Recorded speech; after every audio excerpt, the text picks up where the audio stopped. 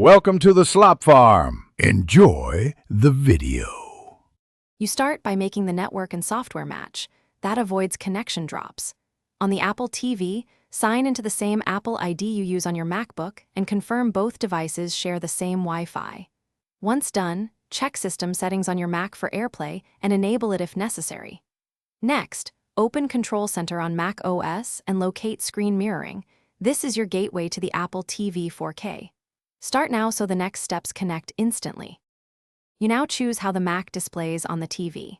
From Control Center, select your Apple TV 4K, then pick Mirror for identical content or use as a separate display to extend your desktop. Make sure to check System Settings displays to change scaled resolutions or arrange displays, because mismatched resolutions cause overscan or blur. Also set sound output to Apple TV if you want audio routed to the TV. These steps give you control. You finish by verifying performance and knowing one solid fix. If you see lag or stutter, switch both devices to a 5 GHz Wi-Fi band, restart your router, and close CPU-heavy apps on the MacBook. This reduces latency.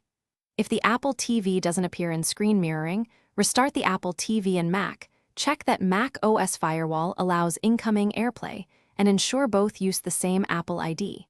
Once stable, stop mirroring from Control Center when done.